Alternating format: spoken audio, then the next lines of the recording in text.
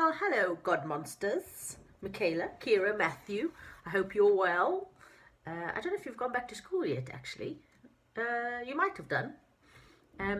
But what I thought was very, very naughty TJ took far too long to get you your next chapter of the Magic Faraway Tree book.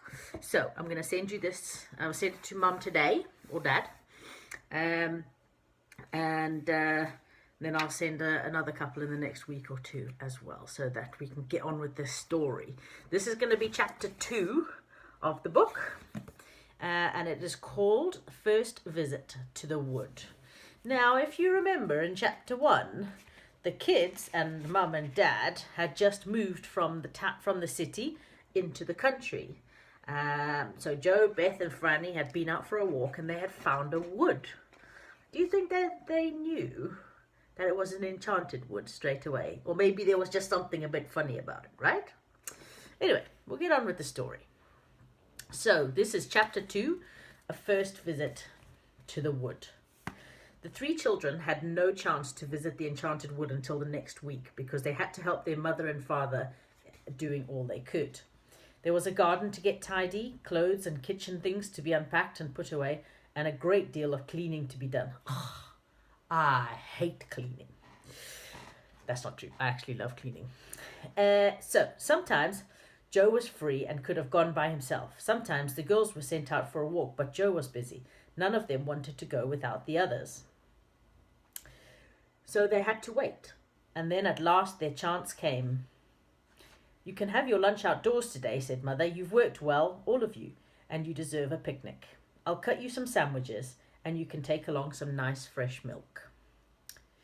"We'll go to the wood," whispered Beth to the others.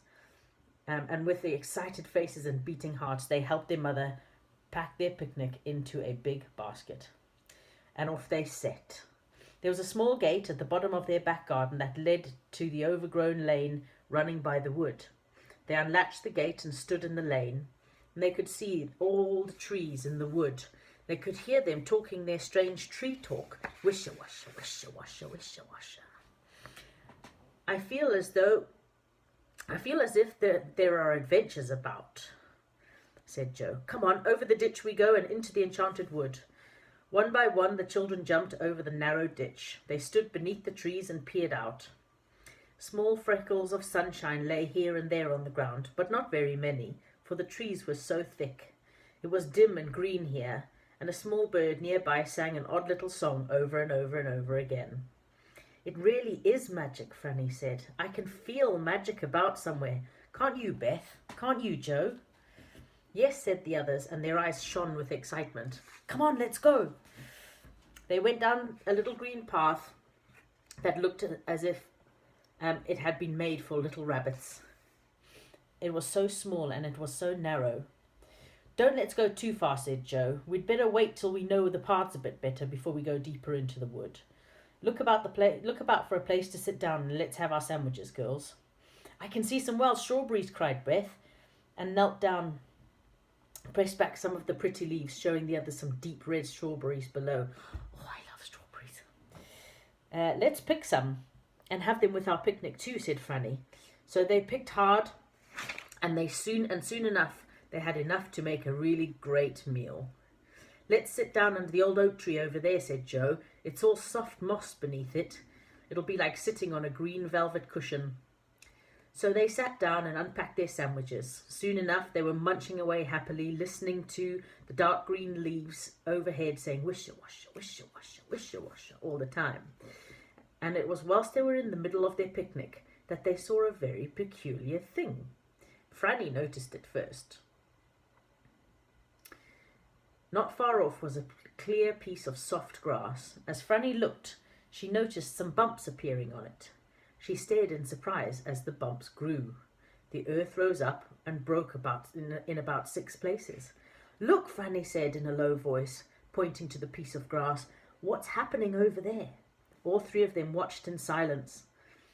And then they saw what it was. 6 big mushrooms were growing quickly from the ground, pushing their way through and rising up steadily. "I've never seen that happen before," said Joe in astonishment. "Shh," said Beth. "Don't make a noise. I can hear footsteps." The others listened.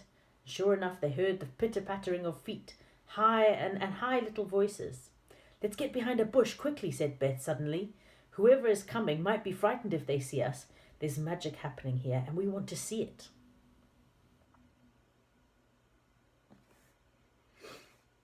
They scrambled up and crept quietly behind a thick bush, taking their basket with them. They hid just in time, for even as Beth settled down and parted the leaves of the bush to peep through, there was a troop of small men along with long beards, almost reaching the ground. "Elves," whispered Joe. The elves went to the mushrooms and sat down on them. They were holding a meeting. One of them had a bag with him, which he put down beside his mushroom. The children couldn't hear what was being said, but they heard the sound of chattering voices and caught one or two words. Suddenly, Joe nudged Beth and Franny. He had seen something else. The girls saw it too. An ugly gnome-like fellow was creeping up silently behind the meeting on the mushrooms. None of the elves saw him or heard him. "He's after that bag," whispered Joe. And so he was. He reached out a long arm and his bony fingers closed around the bag. He began to draw it away under a bush. Joe jumped up. He was not going to watch people being robbed without saying something, and he shouted loudly, "Stop, thief! Hey, look at that gnome behind you!" That strikes me as something Kira would say. In a fright, all the elves leapt up, and the gnome jumped to his feet and sped off with the bags. The elves stared after him in dismay, not one of them following him. The robber ran towards the children's bush. He didn't know they were there. As quick as lightning, Joe put his foot out and tripped the running gnome. Down he went, crash! The bag flew from his hand, and Beth picked it up and threw it to the astonished elves, who were just standing by the mushrooms.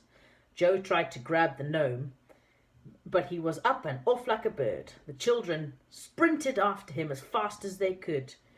In between the trees they went, dodging here and there, and at last they saw the gnome leap up to the top of the low branches of a great tree, and he pulled himself onto the leaves.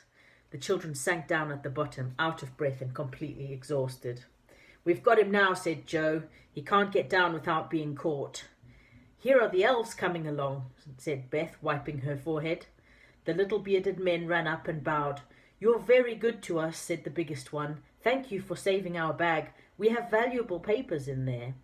"Well, we've got the gnome for you too," said Joe as he pointed up the tree. "He went up there. If you surround the tree and wait, you'll be able to catch him as he comes down." But the elves wouldn't come too close to the tree. They looked a little bit frightened of it. "He won't come down until he wants to," said the biggest elf. "That's the oldest and most magic tree in the world. It's the faraway tree." "The faraway tree," said Beth in wonder. What an odd name. Why do you call it that?" "It's a very strange tree," said another elf.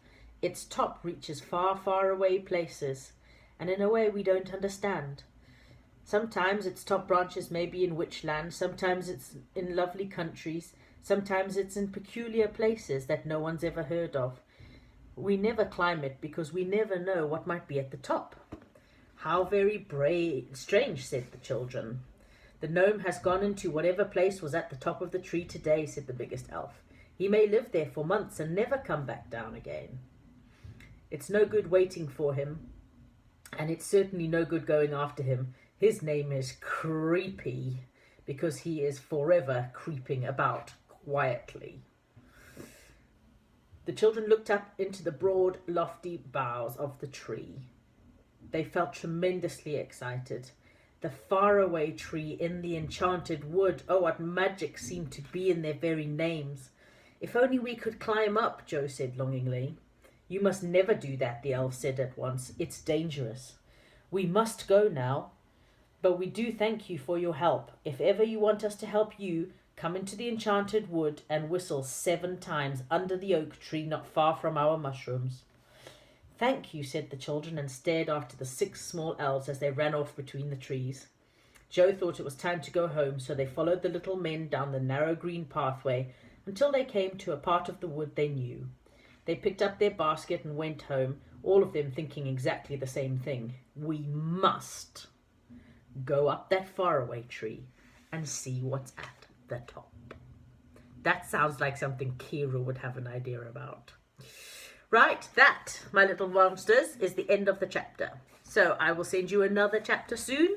And hopefully it won't be so long between chapters now. Very naughty, TJ. Very naughty. Okay, monsters, behave yourselves.